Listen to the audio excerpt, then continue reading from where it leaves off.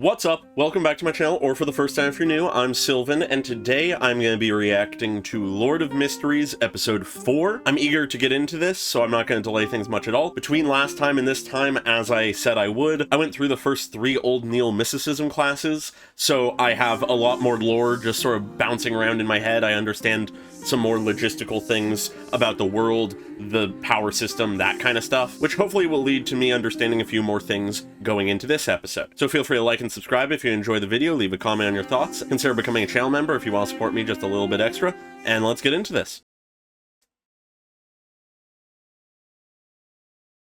I'm very curious to see where this episode is gonna go, for a variety of reasons, because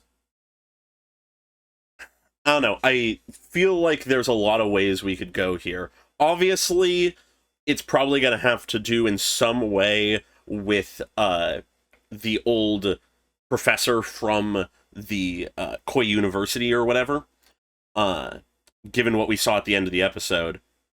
But I don't know how quickly we'll be getting into that necessarily. As always, we have this opener. And I understand a lot more now. I'm still very intrigued by the ascend to divinity bit. I'm very curious to see what some of the later powers look like, given how powerful even just Sequence 7 is.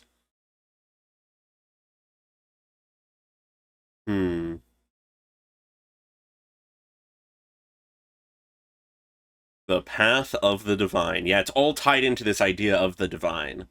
Divinity is playing a big part, even if it's not entirely clear yet. Ooh, okay, where are we? Ooh. Oh? Ooh.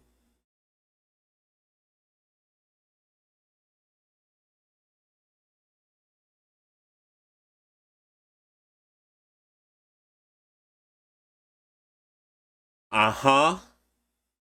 Makes sense. Aurora Order. Yeah, this is the secret order. Jesus. Okay, so secret order is Aurora. Ah, Jesus Christ, that. Bit off own fingers. Fun. Yeah. Oracle.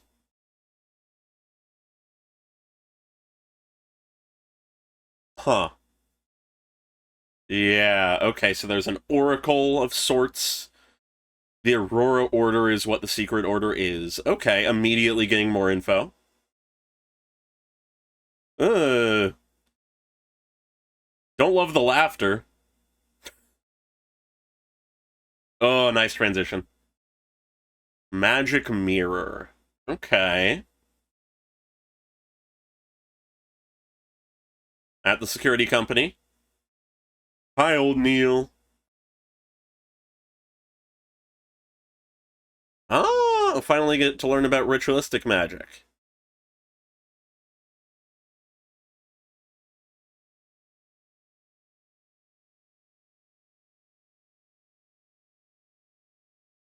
Makes sense.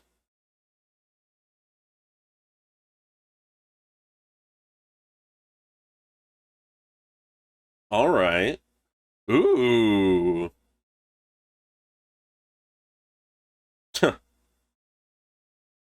Okay, interesting. I need to mark that down at some point. Never communicate with the unknown. Okay.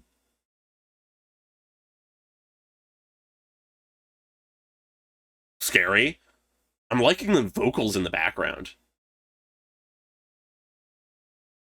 Yeah, the luck enhancement ritual probably is, in some way, ritual magic. Ooh. Yeah, so prayer, not communication.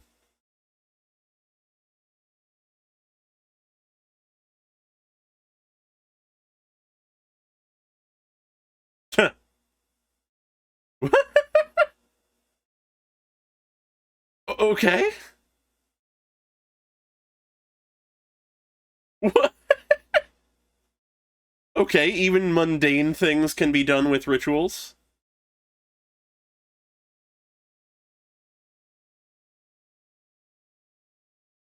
Okay. Just a wallet on the ground?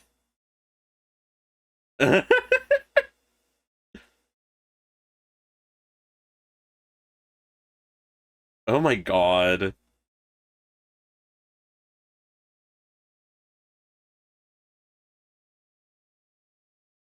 Yeah, so handing over the wallet and getting repaid, presumably.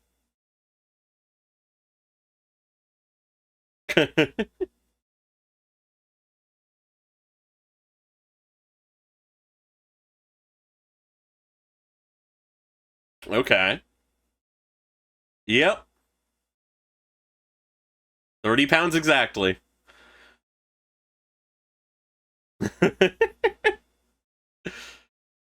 Interesting. Huh.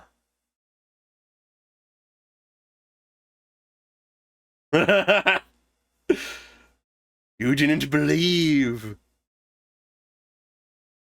Oh. Do as you wish, but do no harm. Interesting. Okay. Digestion and acting. Yeah. Really?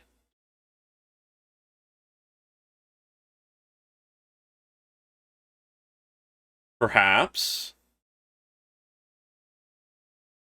Ah. Okay. Some divination. Oh, okay. A divination club. Is this where he gets his tarot cards? The Fool.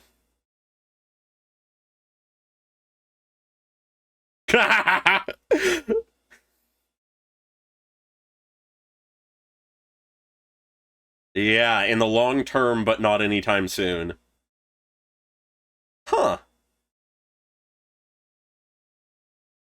Yeah, if you're doing just active divination.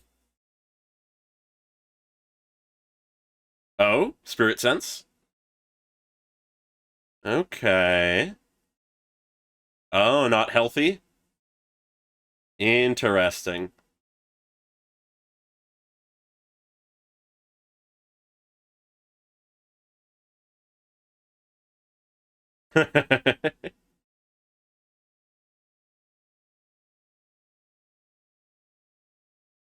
Interesting. 5 pounds. Okay.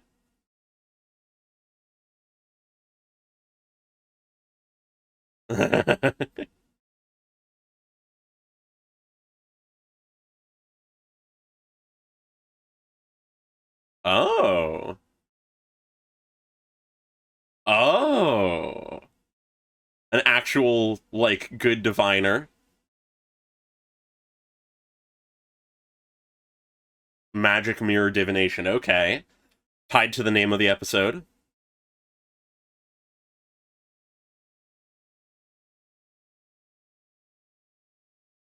Okay.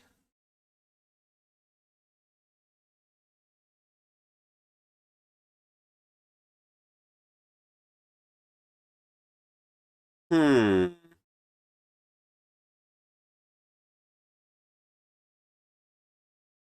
Yeah, okay.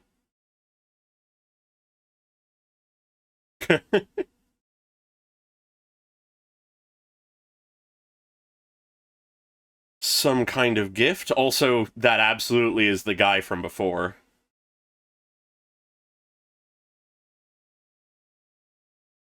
I like that transition. Oh? Whatever that gift is certainly something. Probably not.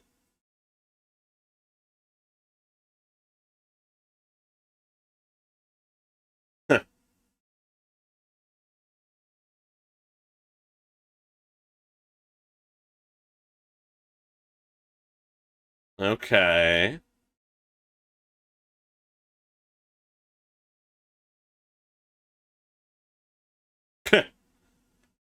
Sounds about right. Yeah.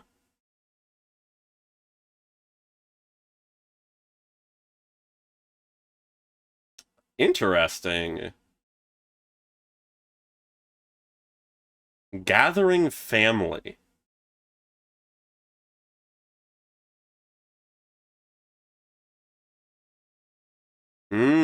Interesting. Huh.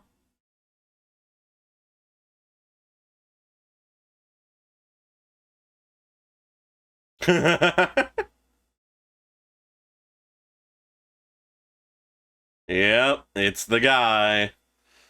In case you couldn't tell from the hairstyle. Ah, the Aurora Order.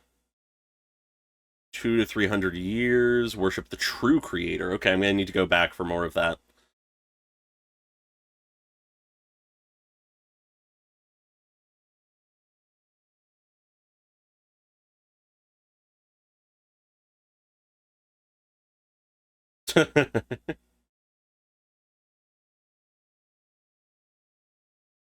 Okay. Yeah, makes sense.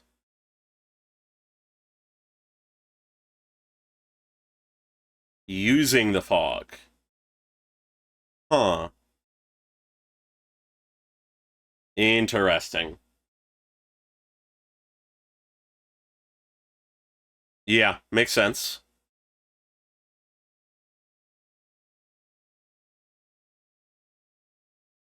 Mmm. Huh. Certainly a possibility.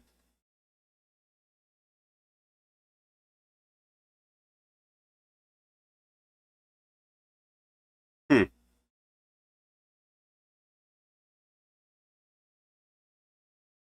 The King of Yellow and Black who wields good luck.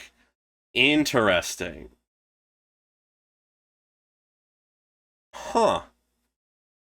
Modifying and then just burning it all, huh? Modifying the prayer. Okay. What is clockwork?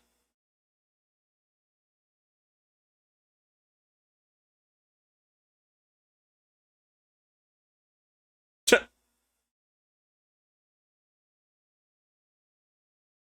okay. Oh, she made it. She did seem to be good with clockwork. Ch-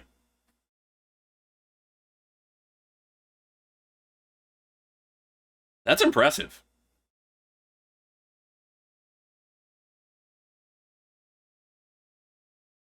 Aww. It does look a little turtle-like.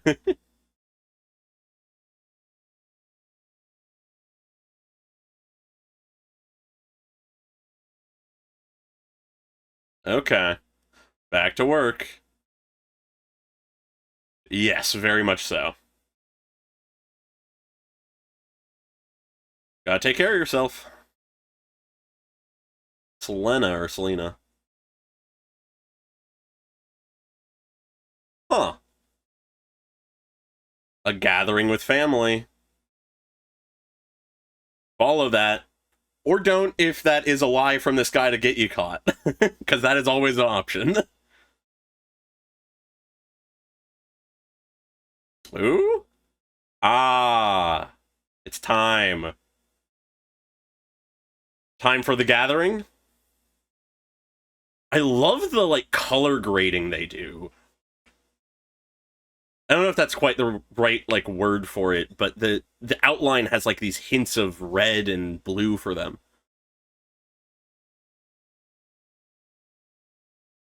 I've been very eager for this. Sequence 8, okay. That just answers some questions for us immediately. Whoa. Similar to where we met him.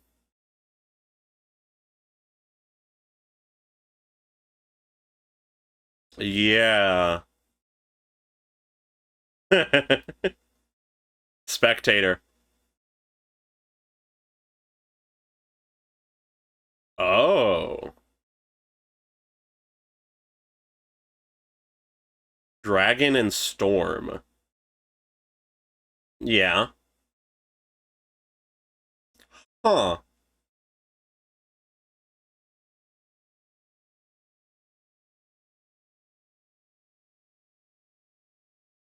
Okay. Incomplete.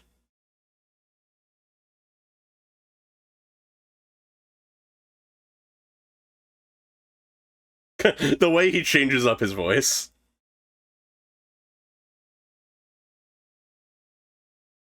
Interesting.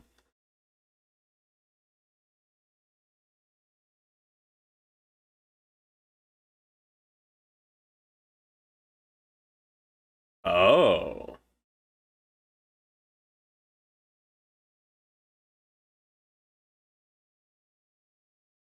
Huh. Always the spectator.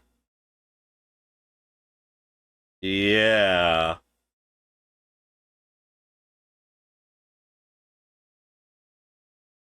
Acting on the meaning of the ability.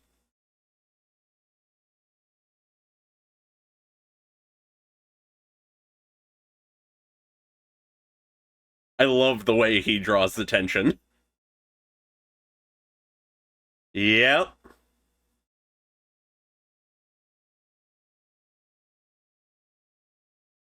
Using the info he's gotten from Roselle. Ooh.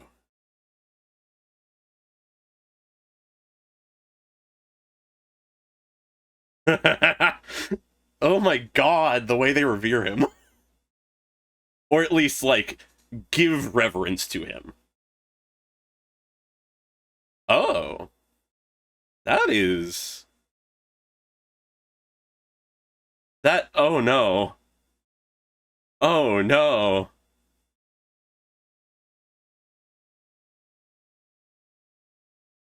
Oh no.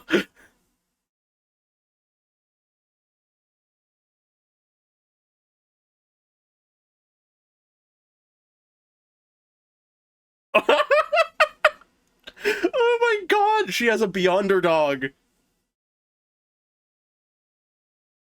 Oh. Father.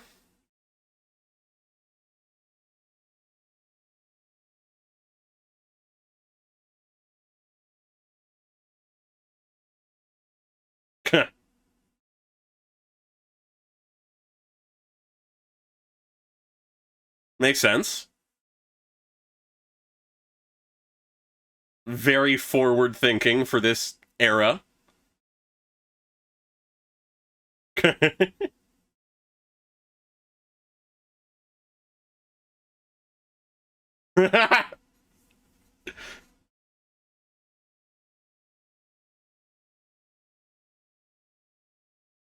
Oh? Ah. Yeah. Get more info.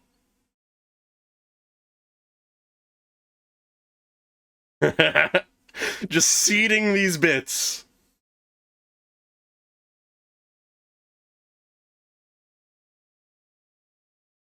Oh.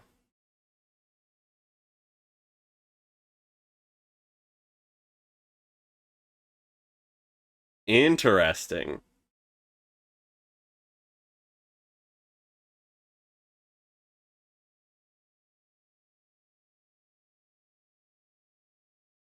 Interesting. God, the sound design.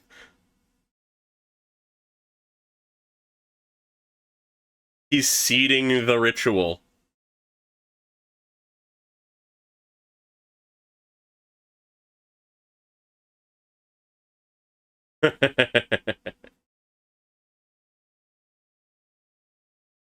Interesting. That's what they interpreted it as. Wow. So that is how they view him just because of what he has done and the way he presents himself. So he is effectively becoming their god. Ooh, interesting. Yeah, and the 4 dots again. Huh. Yeah, there's probably something. There's the family.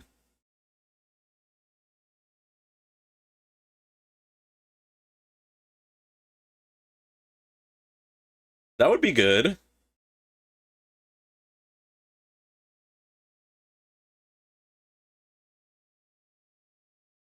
Ooh, passage of time? Love that visual.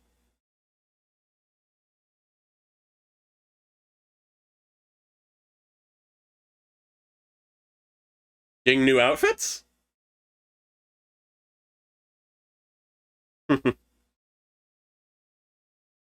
Presumably for the party.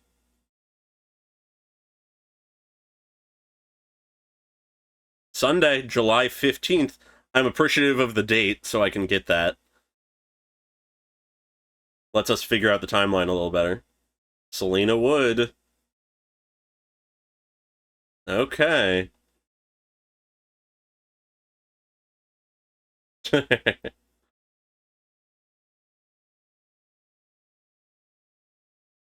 The father, I assume?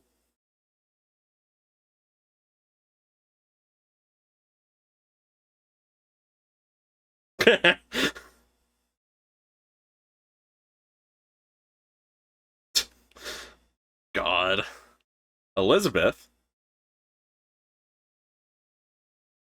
Ah.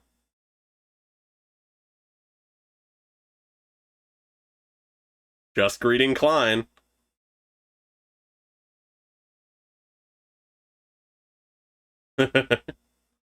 Yeah, that's a little dangerous. Yeah, okay.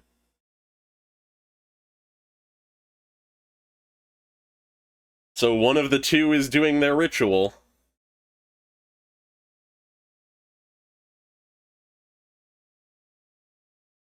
Ooh, interesting, like, turning shot there.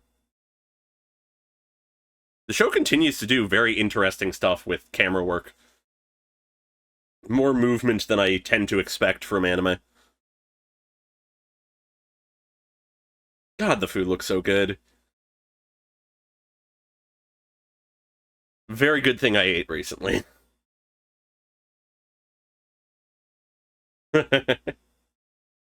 Okay, broaching this. Your secret identity.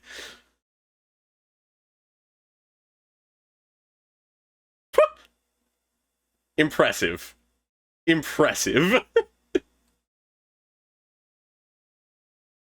The problem of marriage. A bit young. Also, I don't think that was his intention. Yeah. The Crimson Moon. Hmm. Ah. The magic mirror. Something ought to happen here. Yeah, made by Vincent.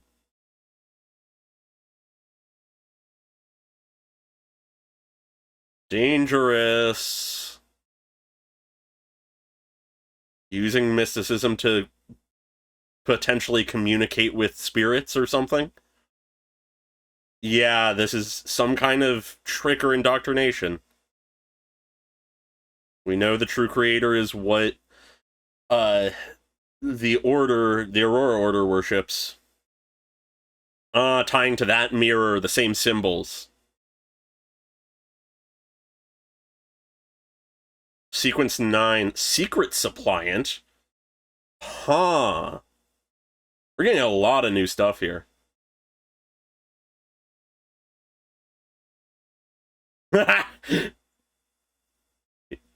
So I suppose this is how things move. Half a year?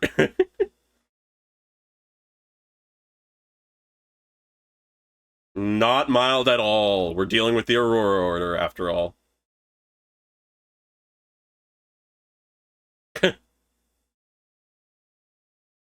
13 years.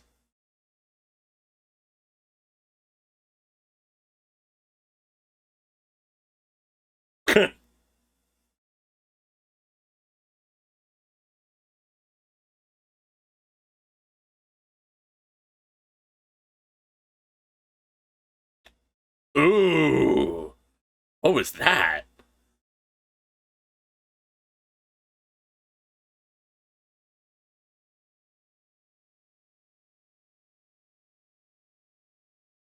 Uh-oh.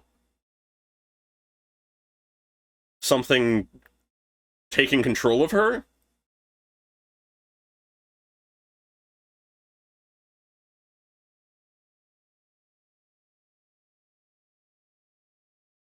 Okay. Yeah, you don't have many tools. There's something.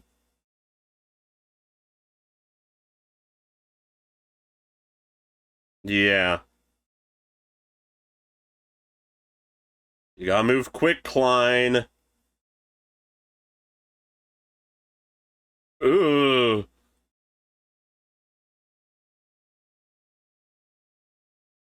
Yeah, this is unleashing something. Okay. Whoa. Oh, this poor girl. What is happening to Selena? Ooh. She isn't even aware? Oh, a charm? Slumber charm? Yeah. I guess this is how things get found out, unless Melissa's asleep. Yeah, move quickly, my guy.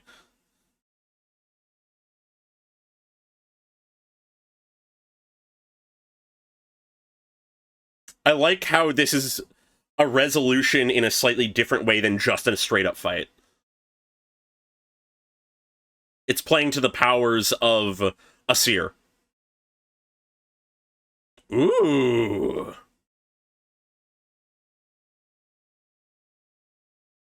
Yeah, Klein's doing some work. What are you gonna do, Vincent? Calling to the true creator? Or the Oracle? Whichever one you'd consider master.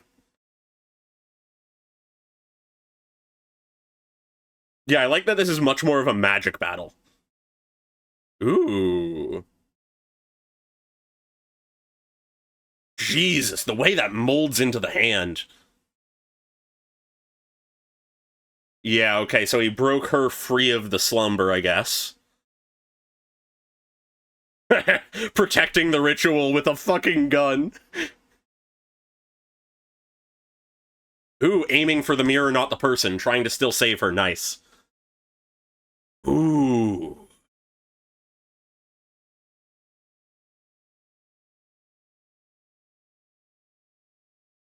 Ooh. Ugh. Air powers, gross. Drawing away his spirituality?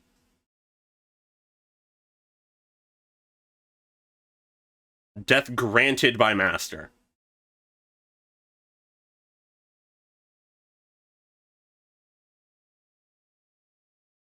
Ah, speaking through her. Uh-oh. Okay, making some kind of deal.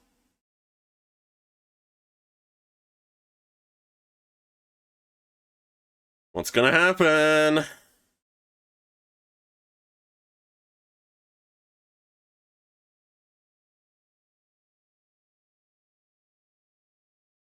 Maybe the power of the ritual magic for him will come in clutch or something?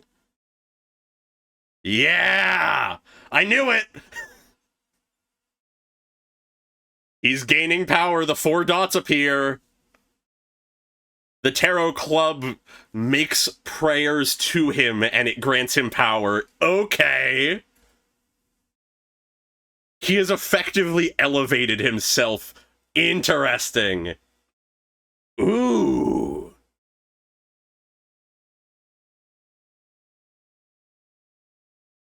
Yeah.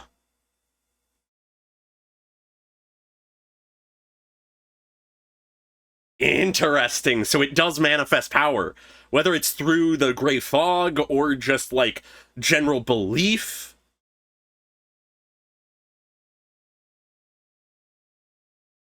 Whoa, tearing off his own arm? Jesus Christ. Commitment.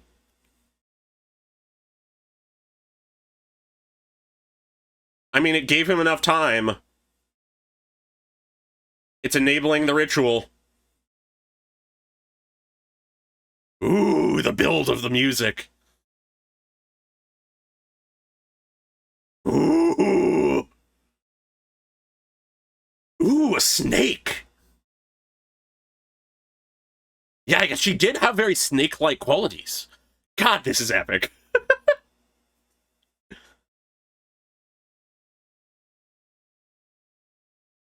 And there we go. The power is taken away, it's sealed, and the mirror slips out. Cool. And he fucking shoots the mirror. Interesting. There's gonna be some talk at the Divination Club. Huh. Cool to see that, though. Cool to see how he handles a problem on his own, quote-unquote. Had help, obviously. How's he gonna explain all this?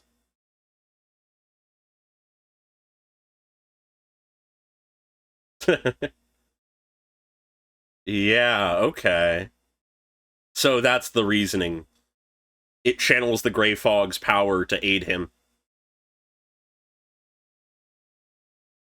Okay, he wants to keep it secret now. In some ways, wouldn't it be safer, though, if they knew and could stay away?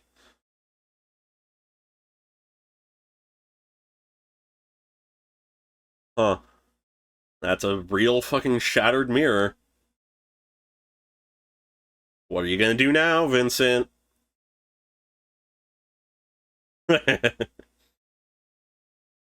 You failed. That was your last chance.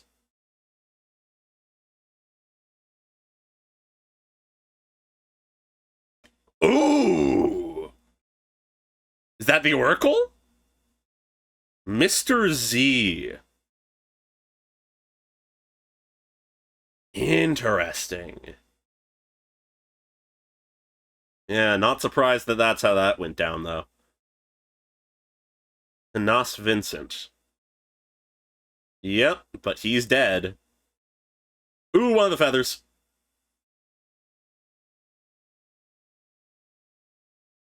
So they come to investigate, find him dead. In his bed.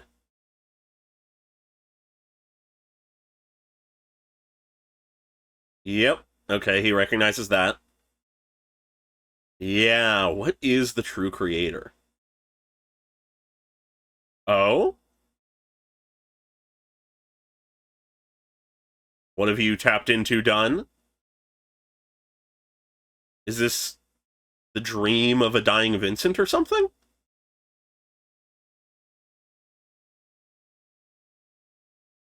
What?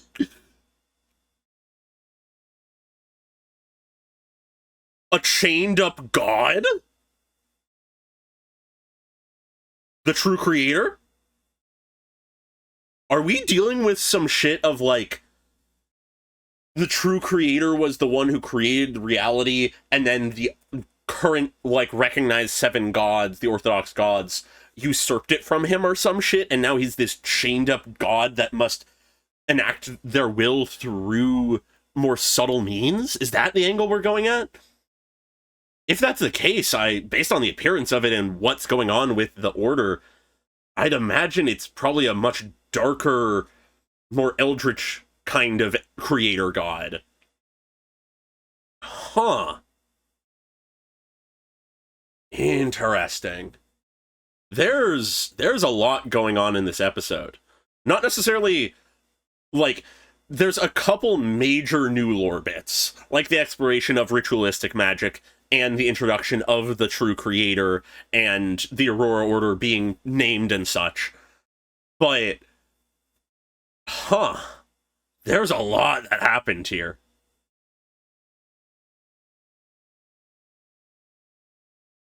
Interesting.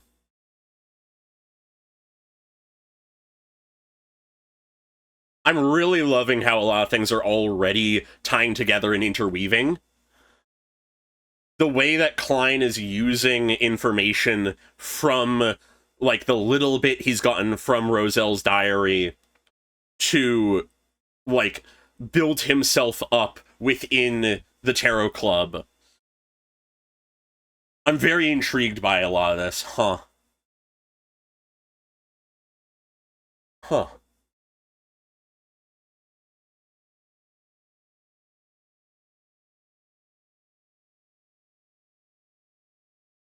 And it all comes back to the Fool, the Tarot.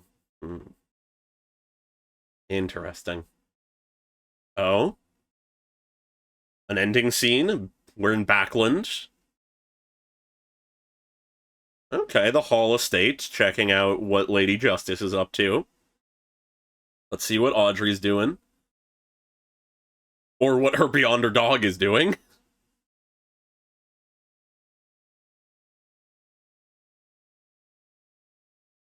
Jesus, the dog has, like, elaborate jewelry.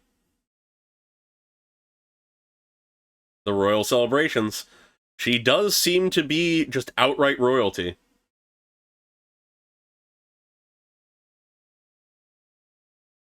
Maids. Makes sense.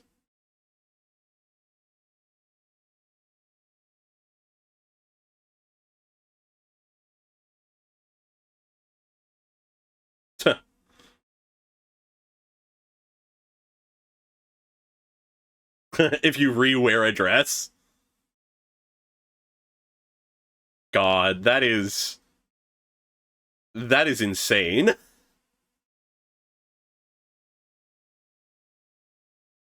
Seeing the true, like... Ooh, I love that transition. There are some really stylish flares in this show.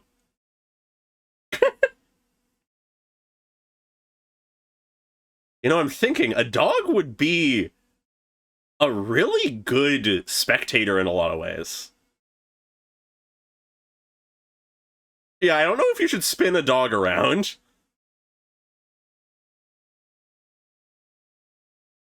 Also, I don't know how much she can be an objective. Oh my god. Oh my god! We have a talking dog?!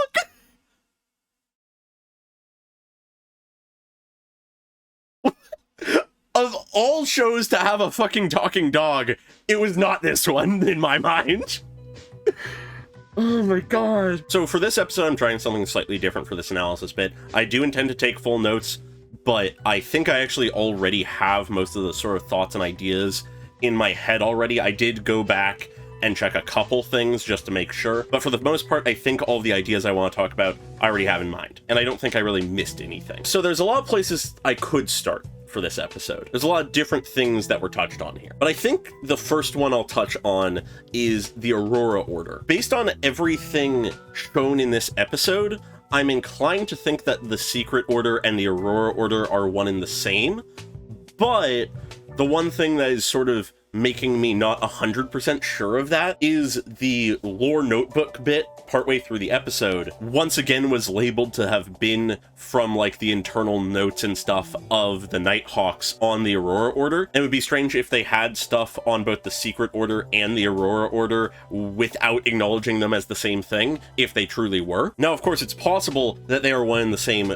but the Nighthawks don't realize that. But that is just sort of like the one snag in my mind before I can be confident in saying they are one and the same. But regardless of if they are the same or not, we do know for a fact that the Aurora Order had the notebook for a time. And it seems like my assessment of why the notebook was handed off and then wanted to be retrieved wasn't too far off. It seems like the Aurora Order was trying to activate it or learn from it in some way, but for whatever reason, it was functioning just as a normal notebook to them, as Vincent says in the beginning. And so they sought out sacrificial lambs, as they called them, being Welch, Naya, and Klein, to decipher it, do something with it.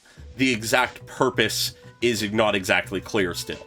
Of course, it seems like it ties back to freeing the true creator, which I'll touch on in a moment, but what exactly they sought to achieve with that is still unclear. It seems like the death of Welch, Naya, and Klein was not fully intended, necessarily, or at least its result was not a requirement of what they wanted. But the fact that Klein survived does prove an issue to them, which helps to set up the timeline a lot more in this episode, I feel like. We suddenly have a much clearer sense of where the notebook started, where it ended up, how it ended up, different places, that kind of thing. Of course, if the Secret Order and Aurora Order are different things, it becomes a lot more complicated and unclear still. But if they are the same, it's very straightforward. The Aurora Order couldn't figure things out, so they decided to hand it off, have it make its way to these sacrificial lambs, and then retrieve it afterwards, presumably. Hence why Regents covertly sold it onto the market, and then from there it makes its way to Welch, and then from there everything we know that happens. But obviously if they're not the same order, then we have to figure out how the Aurora Order got it to the Secret Order, or how the Secret Order took it from the Aurora Order. But stuff like that that points me more towards it being just, simply speaking, they are the same. The Nighthawks maybe just don't know the difference, or there's just something I'm missing. Either way though, regardless of that whole background stuff, what matters here is that the Nighthawks have the notebook, and the Oracle of the Aurora Order is not happy about that. Of course, we see the Oracle at the end of the episode, really sort of weird looking character. They're called Mr. Z. Their Oracle 22 is what they're labeled as, which is interesting to me. At first I had the random thought, is there an oracle for each letter of the alphabet? But if that's the case, that doesn't really line up, because Z is not the 22nd letter of the alphabet. But either way, I'm getting ahead of myself a little bit. The oracle is unhappy with Vincent. Vincent tries to explain. He can still make things right. He can still deal with Klein, learn what he learned about the notebook. And he's given that chance, but is told that's the last chance he's getting. And it also seems like the oracle, just in general in that scene, has the ability to force Vincent to do things, forces him to bite off his own finger, which is fucking visceral in the way that we see like bits of the flesh torn off as he tries to do it. Really visceral and gross. Sort of love it though. Nonetheless though, that first scene sets up Vincent as essentially this episode's antagonist. Literally just a throwaway enemy of the week in a lot of ways, but it does progress the plot. It reveals some more stuff to us. And one of the things he teaches us is that he is a secret suppliant path member. He's only sequence 9, so not that scary a guy, but that is another path we didn't know about before. And we learn in the little midpoint blurb that the Aurora Order has access to the secret suppliant path. So I suppose that's saying, in the same way that the Nighthawks have access to the Sleepless, Corpse Collector, Seer, and Mystery Prior, the Aurora Order has Secret Suppliant. Of course, that could be another pointer towards the Aurora Order and the Secret Order being different by the fact that we know that the clown from the Secret Order was a member of the Seer path, but realistically, who's to say? I'm just ping-ponging back and forth whenever there's like something that maybe aligns with one interpretation or the other. But speaking of that midpoint lore blurb, we get some very pertinent info in there. We get mention of the true creator, which by the beliefs of the Aurora Order is some fragmented surviving piece of the original creator, which is something I don't think we've had explicit mention of really prior to now. And this idea that all things in the world have a godhood to them, and that life is more so this metaphysical journey, that if you do the right things or whatever, you can ascend to a greater state of being and become an angel, that kind of thing. Very sort of biblical in nature, but then it also says how they're almost entirely madmen, which is sort of interesting to have those two things. This group of people who are a collection of madmen who are all joined in this belief that they can ascend to something greater if they go beyond the flesh, basically. And it seems like they have this belief and are able to tap into this power that, like, their own blood and their own flesh can be used to manifest power, almost. We see this in the sort of magic battle between Klein and Vincent, where Vincent is splattering his own blood around and eventually tears off his own arm and transforms it into something to use to try to stop Klein. It's very interesting. I'm curious to see more of the Aurora Order, especially Mr. Z, and potentially any other oracles we may meet. Because realistically, that is the main piece about the Aurora Order that is retained after this episode. But then, of course, this true creator figure is in itself very interesting to me. It does sort of feel like that idea that I was sort of getting into near the end there, of the true creator being the remnant of a creator deity who has been either imprisoned or cast aside or forgotten in some way, that now has been rediscovered and this order is trying to free, or it has sent out its will to people to try to free itself, or something along those lines.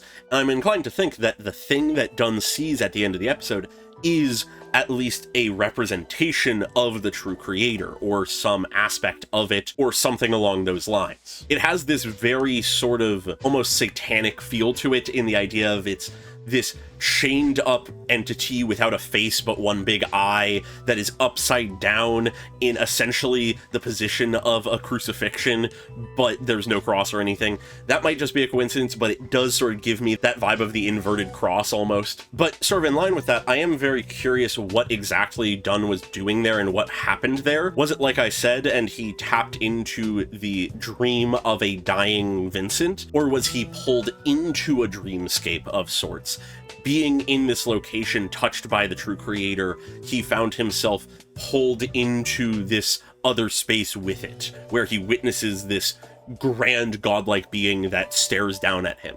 It makes me very curious to see what will be going on with Dunn next episode if we get into that, because I could see that interaction having some side effects or impact on him. Beyond that, though, moving away from the Secret Order and the true creator for now, this in many ways is an episode focused on the Morettis. More specifically, there's a lot going on with just Klein, but we are getting to see some of Melissa's friends, more of the sort of dynamics that they are in, that kind of thing. We get less about Benson, it's more about Melissa. We meet Selena, we meet Elizabeth, two friends of hers evidently, and we have that moment where she's like, don't worry, I'll keep the secret that you're a seer. And that actually ties into something I want to talk a bit more about, I think. Something I've been wondering since pretty much the start of the series is the question of how commonplace is mysticism, how well understood is mysticism outside of organizations like the Nighthawks and the other church organizations and stuff. And it seems like it is a somewhat known factor, but not understood factor outside of these organizations. Makes sense due to how dangerous it can be, but it seems like to the common people, it is not something that is delved into enough to understand truly how dangerous it is, which in itself is dangerous. Someone who does not know what they are getting into can stumble far further down into some abyss or something than someone who knows the risks when they go into it. We see that in action here with Melissa, Elizabeth, and Celine, because they're just playing with this magic mirror. Of course, it's specifically been designed by Vincent to cause problems, but they nonetheless are stepping their toes into something they don't understand, and as Klein points out, that is dangerous. But the fact that they are capable of doing that is interesting to me. Mysticism is something understood enough that things like divination are done and are understood to be a thing that can be done beyond what it is in the real world, where some people believe it has actual, real, tangible effect or can be tapped into or whatever, but that is contested.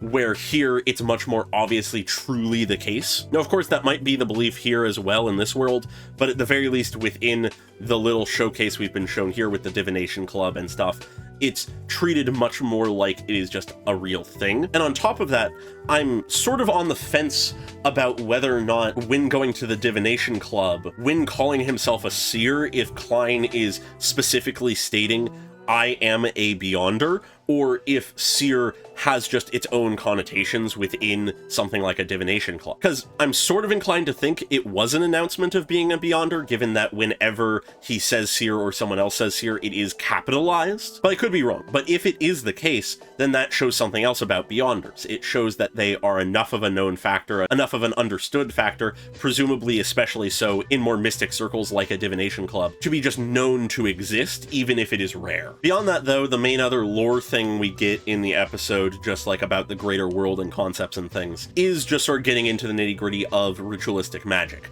We set up the episode by having Klein learn about ritualistic magic from old Neil with a fun little scenario, which I very much enjoy. It also points to this sort of interesting idea of not necessarily full destiny, but a certain amount of determinism going on when a ritual is enacted. But at the same time, it could be more that sort of chaos magic placebo effect style of thing, but it really is one of the two, where either it's that old Neil did the ritual to help him deal with his 30-pound debt, and thus, by praying to the goddess and enacting the ritual, the goddess set up circumstances so that he would stumble upon a wallet, and returning it to the owner would earn him a gift from the owner of 30 pounds.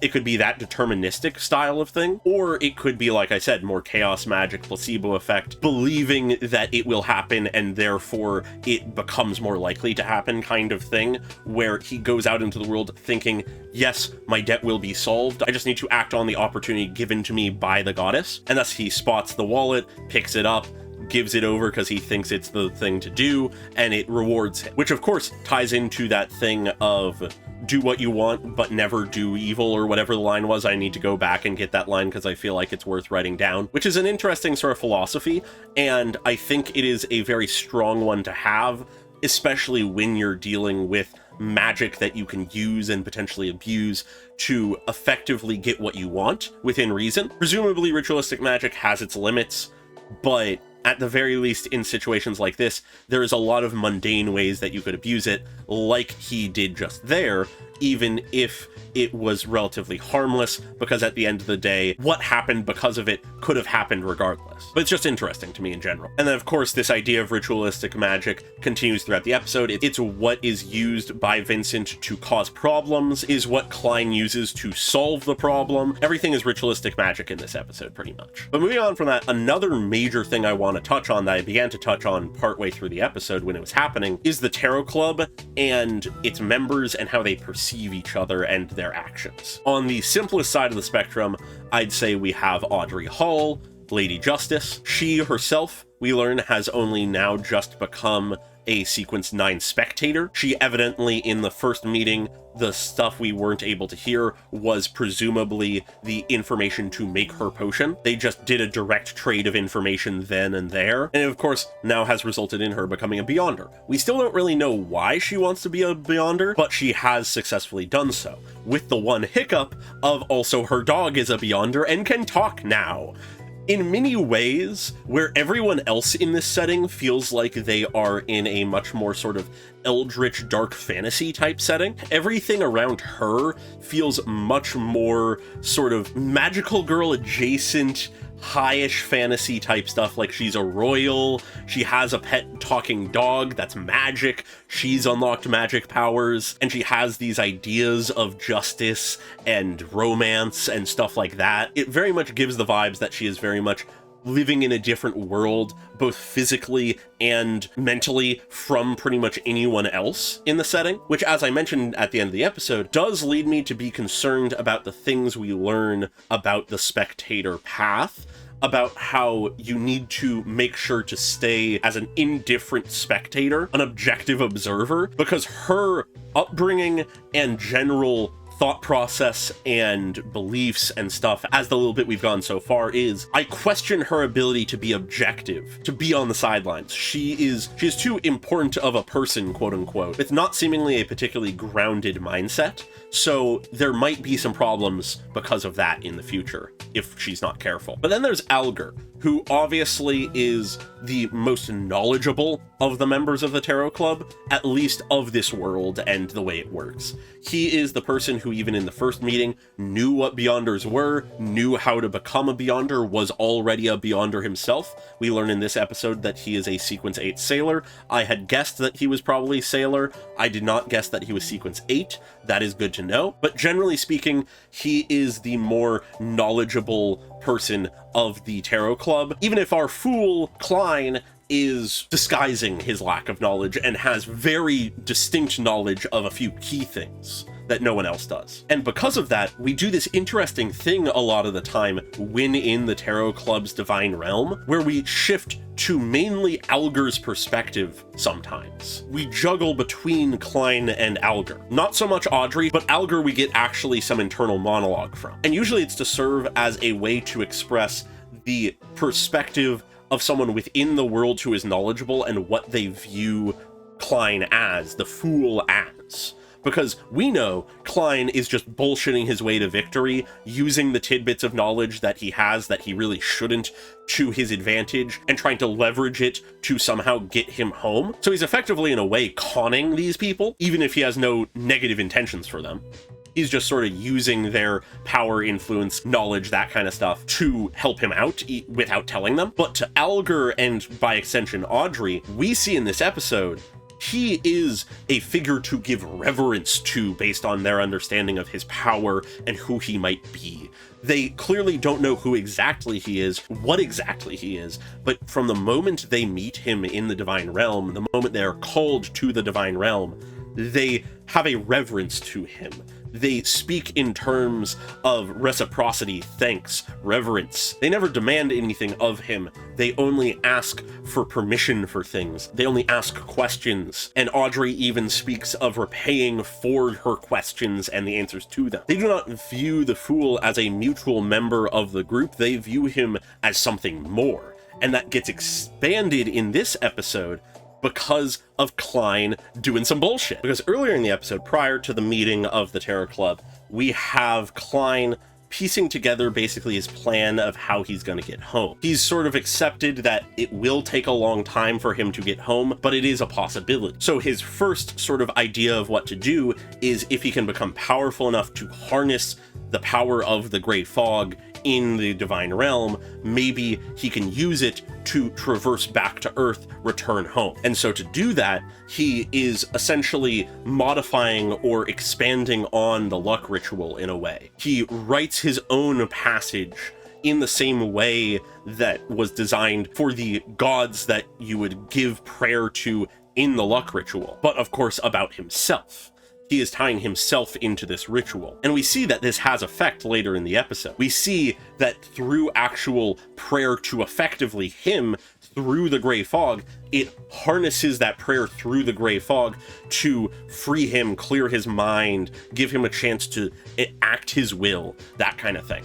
It doesn't necessarily empower him, it seems yet, but it does sort of give him that freedom to escape from anything accosting him in that moment. But to the perspective of the Tarot Club, when he tells them the incantation, tells them a way to essentially worship him, they recognize that for the importance it has. The fact that the Fool has told them, I would have you do a prayer, and then proceeds to give them an incantation that enacts to them his title, his name, that is in a way honoring him, praying to him, revering him. And it leads Alger, specifically as we have in his internal monologue, to realize, oh dear God, is this like a truly ancient entity on the level of gods? Have we unintentionally fallen into the faith of a forgotten god or something? Depending on how much Alger and Audrey know, they very well may view the Tarot Club as them stumbling into the creation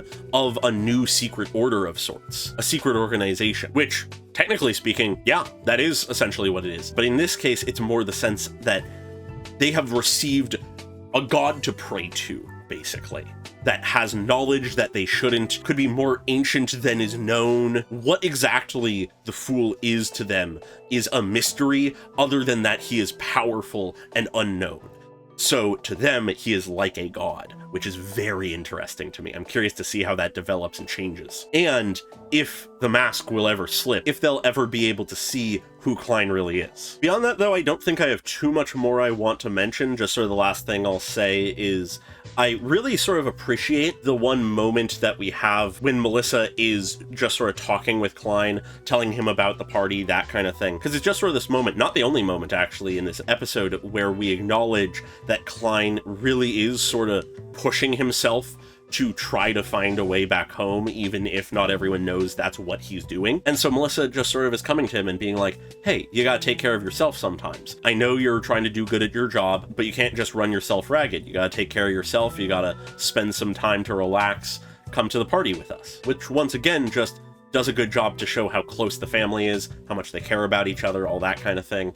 I like it a lot. It's good characterization for Melissa. Similarly so, we have this entire scene also just framed around the fact that she has created this little clockwork crawling guy that looks a little bit like a turtle, I will admit. Presumably that ties into what she's going to school for. We already know that she's going to more of a technical school, an applied study. Seemingly it would imply then that she is trying to become a clockwork engineer of sorts, which is interesting. I'm curious to see if that will ever sort of come up more so in the story as an actual major plot point in any way, or if that's more sort of just characterization happening in the background. Either way though, this was a very solid episode. There were a lot of great moments. As always, it was visually very solid, very interesting looking. I love a lot of the stuff they've been doing with the transitions and the camera work and things like that. The colors are always great. They use 3D spaces and the 2D art together quite well, I'd say. And in general, I'm just having a good time. And as I established last episode, before I go, I'm gonna watch the corresponding Chibi short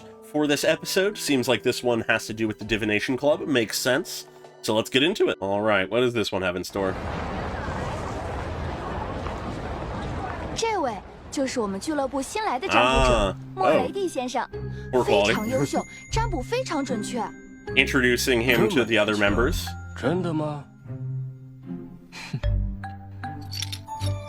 Gonna show off some of his power.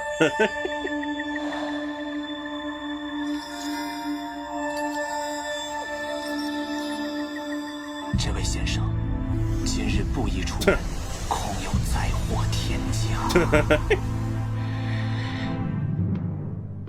And then he leaves not believing it. Or just, you know, being generally afraid of the sky now. 什么灾祸天降？果然是神棍骗子。 Yeah, doesn't believe him. 就是啊，才8便士的占卜费，手指都冷却。 Charges only 8 pence. All right, everyone doubts him. 我就知道年轻人不靠谱。 And then he gets shit on. Yeah, I had a feeling it would be something like that.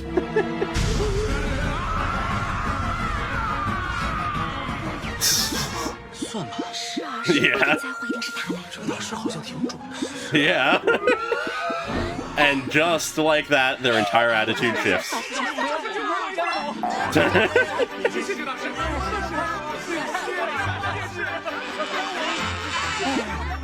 我看这个金钱，早知道就将占卜费变高点儿。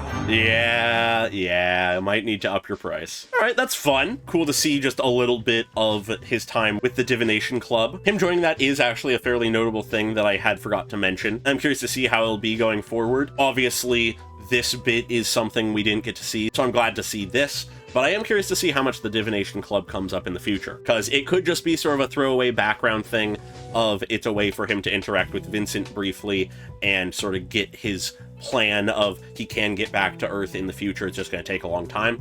Or if it's an active thing where we actually return there into the people there. Because we did meet Selene and Elizabeth there, so it is possible that they will continue to be characters and we will continue to see them there, and they will be more mundane people that he can talk to a little bit about some of the more mystical stuff. But with that, I think that is all I really have to say for now. Obviously, I'm going to go through and take some more thorough notes, but feel free to like and subscribe if you enjoyed the video, leave a comment on your thoughts, and very special thanks to all of my channel members, including Desaize and Pokelove at the normal tier, and Kondo Nano at the cool person tier. Very much appreciate all your support, as always, and I hope you all have a great day. Bye-bye!